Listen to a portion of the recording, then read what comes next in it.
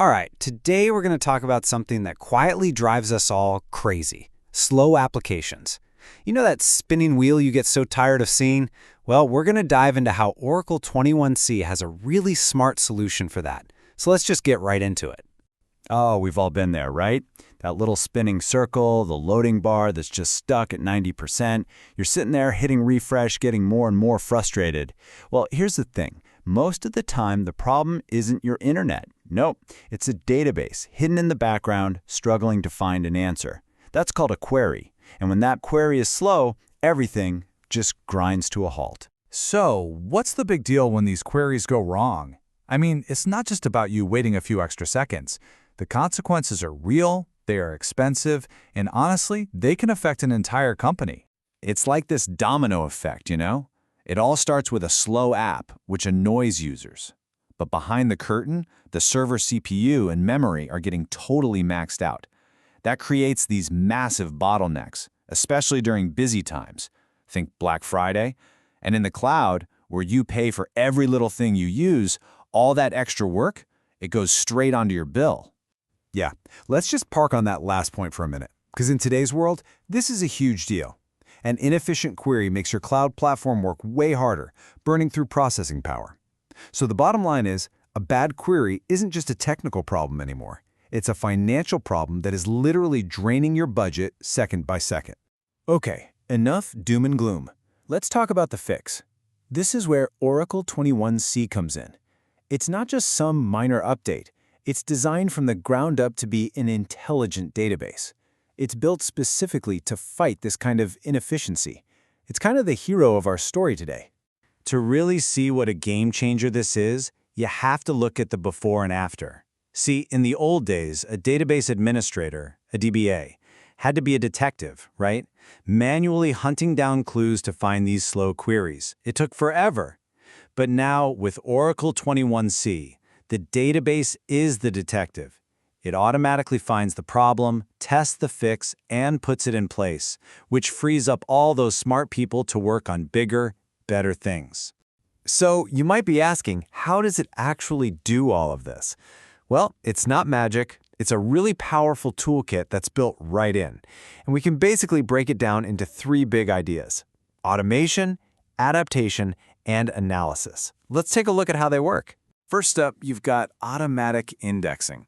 So think of your database like a gigantic library with millions of books. An index is the card catalog that tells you exactly which shelf to go to.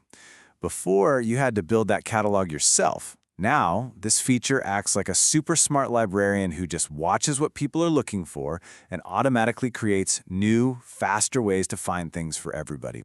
Next is adaptation. This is where things get really cool. The database actually learns as it goes. Think of it like your GPS. It might give you a route, but then it sees there's a huge traffic jam ahead, and boom, it reroutes you on the fly. That is exactly what this does. It self-corrects based on what's happening in the real world right now. And then there's protection, because sometimes a query just goes completely rogue. It starts asking for way too much stuff and threatens to bring the whole system down. SQL Quarantine is the perfect name for this. It's like a bouncer at a club who sees that one runaway query causing trouble and just gently shows it the door so it doesn't wreck the party for everyone else. Now, even with all this amazing automation, it still helps to know the basics. A B-tree index, for instance, is perfect for finding one specific thing in a giant list, like a unique user ID. A bitmap index, on the other hand, is great for finding big groups of things that share a common trait, like everyone who selected yes or no in a survey. It's all about using the right tool for the job. And for the really complex stuff, the toolbox goes even deeper. Like, what if you need to search on a calculation? That's a function-based index. What if you want to test out a new index without messing with your live users? You make it an invisible index. And for these monster tables with billions of rows, partitioning is an absolute lifesaver, letting the database check just one tiny slice instead of the whole thing. Okay, so we've seen all the cool tools in the kit, but how do you actually put it all together in the real world? Well, the key is to have a system, a repeatable process, basically a battle plan for hunting down any performance problem. And this is that plan in action. It's a pretty straightforward 6-step loop. You use the built-in tools to find the problem, you figure out what the query is doing, and you simplify it. Then, after you've implemented the right fix, you get to the best part. Step 5.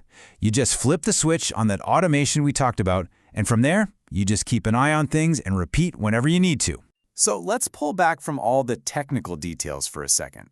Why does any of this really matter? Well, it matters because pretty much every piece of modern technology you use, from e-commerce to AI, runs on a database.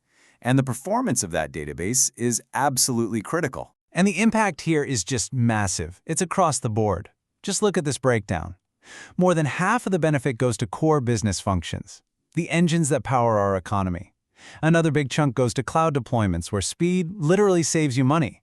But what's really exciting to me is that 15% is fueling the future in AI and machine learning, where these models need data at lightning speed. A fast database really is the engine of innovation. So, when you boil it all down, this points to a really fundamental shift in how we think about performance. The old way was just to throw more expensive computers at the problem, brute force. But the new, smarter way starts with intelligence, with smart tuning and smart indexing. It's the classic story of working smarter, not harder. And that leaves us with a really fascinating thought to end on. For decades, some of the smartest people in tech have spent countless hours just manually tuning databases. Now that the database can do so much of that work by itself, all of that incredible human brain power is freed up. So the real question is, with all that time and energy back, what amazing things are we all going to build next?